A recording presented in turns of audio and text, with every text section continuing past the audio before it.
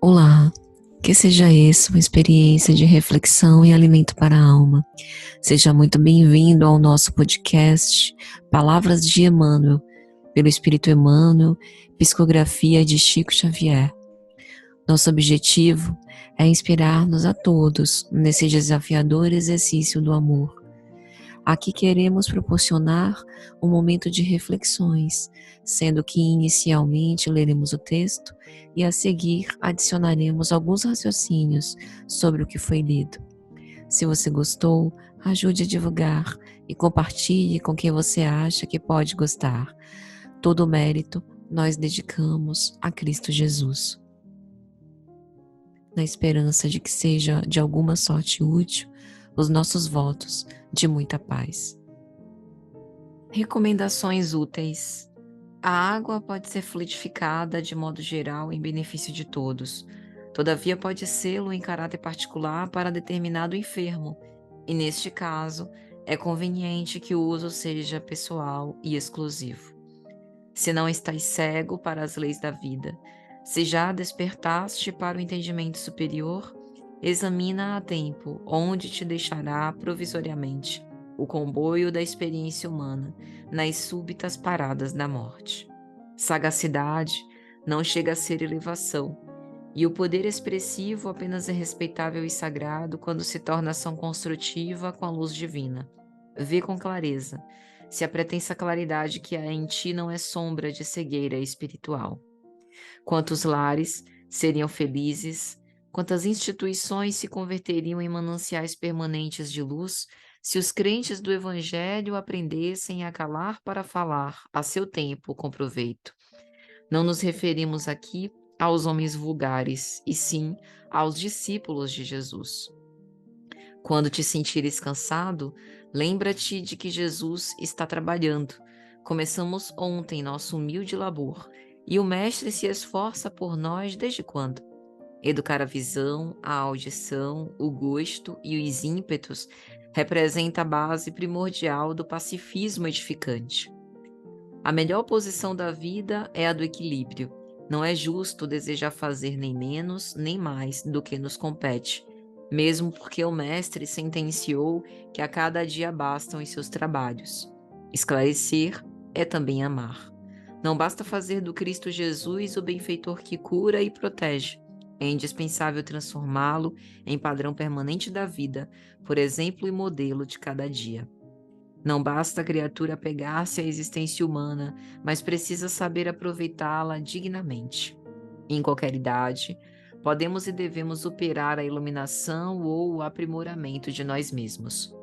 Vale mais permanecer em dia com a luta que guardar-se alguém no descanso provisório e encontrá-la amanhã com a dolorosa surpresa de quem vive defrontado por fantasmas.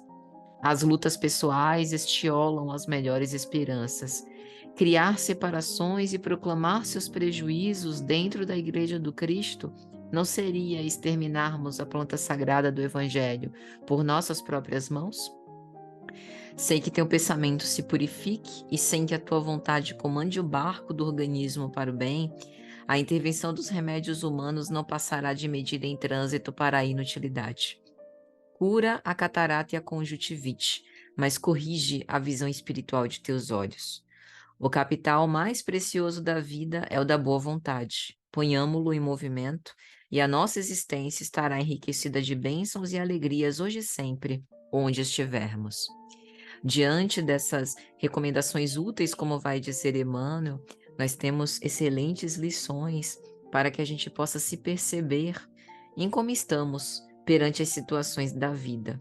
E é interessante porque no capítulo 13 de Mateus, no versículo de número 9, depois de falar sobre a parábola do semeador, Jesus diz: quem tem ouvidos para ouvir, ouça, repetindo aquilo que o profeta Ezequiel disse no capítulo 12, versículo 2.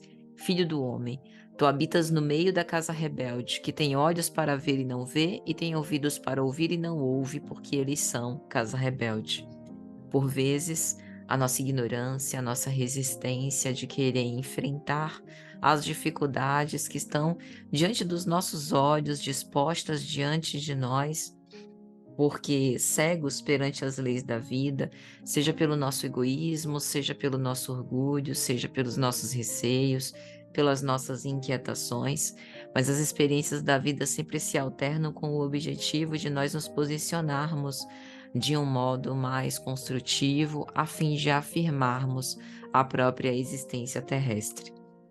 Quão mais felizes não seríamos se lembrássemos que não nos faltam recursos, que as cruzes podem ser pesadas, mas as próprias dificuldades e experiências são exercícios para tornar os nossos ombros mais fortes.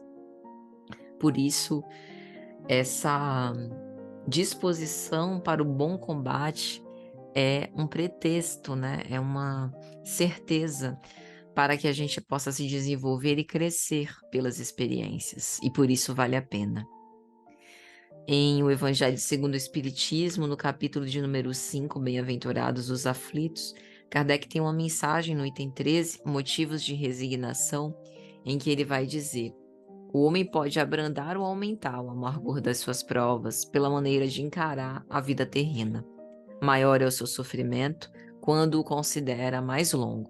Ora, aquele que se coloca no ponto de vista da vida espiritual abrange na sua visão a vida corpórea como um ponto no infinito, compreendendo a sua brevidade, sabendo que esse momento penoso passa bem depressa. A certeza de um futuro próximo e mais feliz o sustenta e encoraja, e em vez de lamentar-se, ele agradece ao céu as dores que o fazem avançar. É interessante isso, né? Porque, não obstante as situações da vida que nos geram dificuldades trazerem o sofrimento, é como se, ao nos evadirmos das situações, sempre fôssemos reconvidados a estar naquele mesmo tema, né? Naquela mesma situação, com a mesma proposta. Então, quando a gente alteia o nosso olhar, vendo as dificuldades materiais como pontuais e observando as coisas, né, sob o ponto de vista do ser imortal que nós somos, a gente consegue relativizar melhor. E ao mudar o nosso olhar, transformamos-nos interiormente e isso efetivamente nos dá uma outra experiência de viver. Então, meus amigos, é mais ou menos isso. Gratidão pelo acompanhamento e pela escuta de todos. Se Deus quiser, nós retomamos então na próxima semana.